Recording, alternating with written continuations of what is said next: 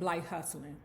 Okay, some things I'm not gonna talk about because, like I said, I'm trying to keep this monetized. YouTube is on some BS now. Okay, it's strict. It's a mother. Hey, smoke! Hold!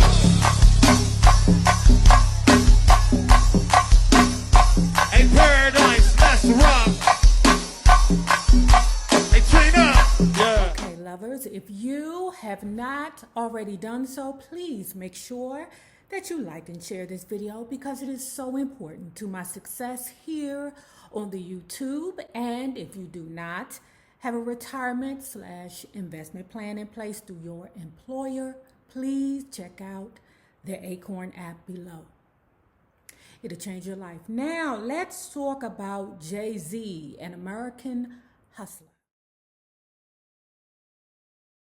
Now, breaking down the different parts of hustling.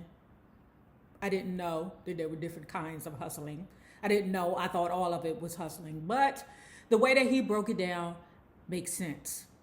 Okay? Either way, I don't care how you do it. I respect it all. It's bright hustling. You know, the one that you can do on camera in somebody's face. Okay? Oh, yes, I am a hustler. I invest real estate. Black Wall Street. You know. I don't want to talk about the destruction of Black Wall Street, but he touched that too.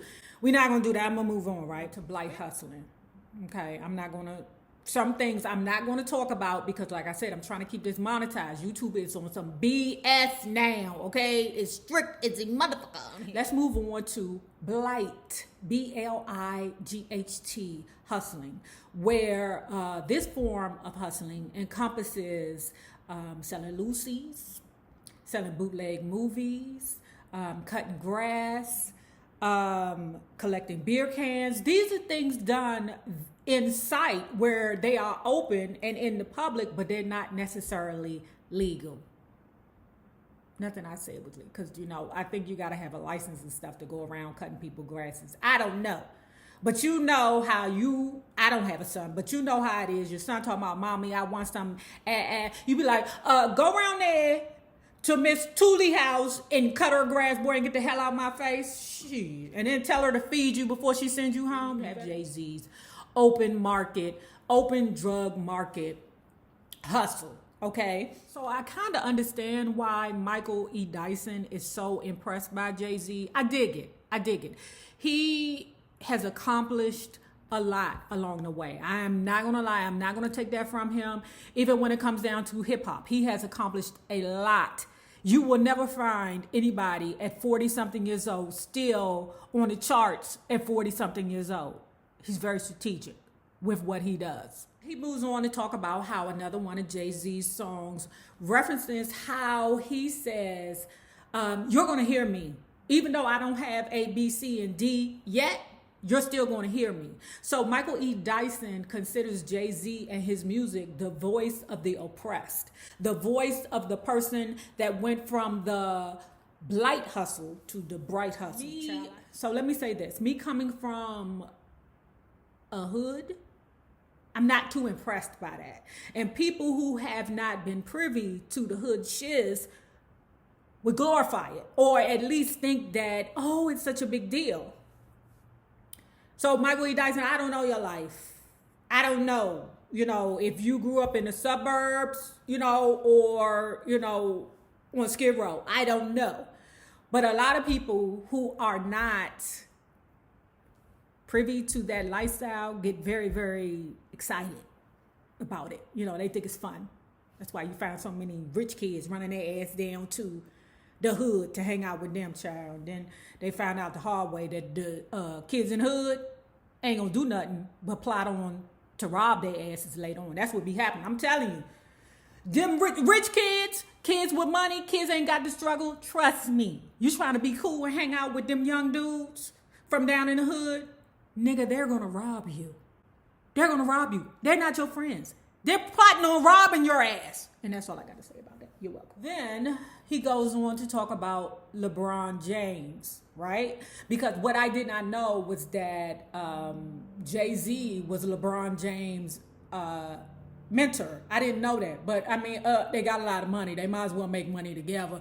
That's the bottom line. And together, these two have, well, together and separate. These two have clubs, liquors, clothes, sneakers, management companies, title, whatever it is, endorsements, media companies, soccer teams, and schools in Ohio. You know, LeBron opened up a school in Ohio, right?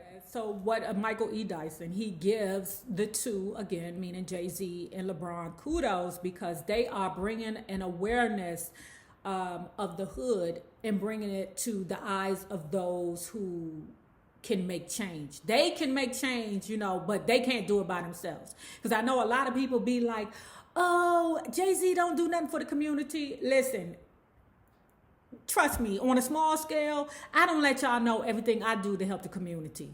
Okay? So why the fuck should he, on a large scale, tell you too? Okay? And plus, it's a tax write-off. Why you think he not going to help nobody? Child, all that money they make, child, they probably owe a billion. If he's a billionaire, can you imagine how much tax that ninja got? He better give half his money to the daggone community. Y'all sleeping. He goes on to talk about how, you know, with hustling, everybody can't rap. It's true. When I was a probation officer, I'm telling you this. All them young boys wanted to do was be a rapper. I said, do rap, buy Pampers? Yeah, I get paid. Really? You get paid to rap? You ain't got what? The narrative, he speaks about how the narrative in communities, and I hate that it's like this. I hate that they feel this way, and I think that we need to change how we groom our young people. Unfortunately, in oppressed areas, they believe that the only way you can get out the hood is to hustle, hip hop, or hoops differently. Like me at my age, I'm almost 50, but back home in DC, because in DC there, at the time when I was younger, the goal was to just get a government job, stay there forever, and then retire. We didn't really aspire to be better because we looked at it as a government job as greatness. So that's all most of us were trained to do. Graduate high school, go to college if you want to. If you can get into your government job without going to college, hasta la vista, right? Our families pushed on us, get a government job. That's it. But I think we need to start retraining our children to want more. This is something else that Michael E. Dyson said. Ooh. But what he said when he referenced LeBron's change from Cleveland to Miami, he basically said, I'm gonna say it the way I want to say it. LeBron, them niggas ain't like you anyway. Because the way that they shizzed on you when you left them is their true opinion of you. I said, ooh. Well, they was mad, Michael. So continuing on, speaking on basketball and, you know, LeBron James, he referenced Allen Iverson. Ooh, Allen Iverson. Allen Iverson, do you remember when you had a party down Virginia Beach and you was only letting in pretty girls? It was like 8 pretty girls to one dude. It was so many women in that goddamn club, child. It was crazy. Okay. Child, how? This was in the 90s. And your mean ass didn't let my girlfriends in because I guess you thought they weren't pretty enough. I said, no, I'm not going nowhere without my girlfriends. And your bodyguard was like, well, then get the fuck. And he goes on to talk about Allen Iverson in a situation with how they villainized him. Okay, that he was categorized as a whole menace. And in fact, that could be, I'm not going to say it is, but that could be the reason as to why David Stern, you know, changed the dress code for the NBA. Now, Michael E. Dyson says that he believes that it was to mute our culture.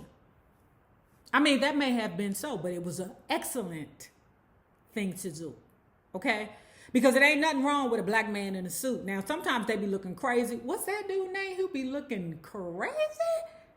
Child, he be wearing pedal pushers and everything, child. But anyway, sometimes they be looking crazy. But the fact that these black men can put on suits Now, you may not like how we got there, but we're there. Now, these basketball players are proud to put on their suits.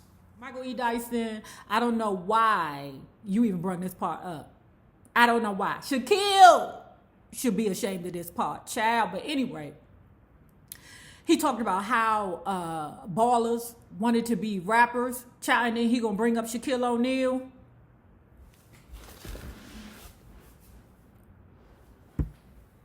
So then we move on to Nipsey Hussle and how they called him Neighborhood Nip, y'all. I will always say, your hood will kill you. I admire that man for all his efforts and his endeavors to gentrify his own hood, okay? But the fact of the matter is that hustling breeds envy and jealousy. And then this is another thing. These are some things that he speaks about. I'm not gonna lie, I already knew because I learned them in college years ago. History does not change. The present may, but history won't, okay? So what he spoke about was the ghettos, right? And how I talked before about there were a such thing as white ghettos. Actually, the ghettos were made for underprivileged white or certain ethnicities. So what the resolve was to prevent the white on white crime, or to stop the white on white crime, was they flooded the communities with police presence, labor activists, and social workers. Whereas the alternative to the black communities, they just looked at us as, don't save her. They don't want to be saved. So anyway, guys, you know that I'm from DC, right? Chocolate City. It used to be called. It's not that anymore. There are still certain areas that are there that are still high crime. Most of them on the south side, but they getting rid of all those projects too. But let me say this. When Michael E. Dyson used the term gentrification was the answer to getting rid of the pesky poor. It touched me because it was true. I'm sure a lot of us look at our hometowns and see the gentrification happening to us, wondering, where am I? When I go home, I'm like, what the fuck is going on here? Where am I? I love going back home. I love seeing my hood. My hood is still there. Oh, but it's going to be gone in a couple of years. They just waiting for either the people to get rid of themselves, burn the building down, whatever it is they're going to do to get them people up out of there so that that rich man can buy what he need. Or the land. So at any rate, guys, if you have not already done so, please like and share this video because it is so important to my success here on the YouTube. Now, remember this. The same people you meet on the way up will always be the same people that you meet on the way down. Naysayers, my patron loves. Have a good one.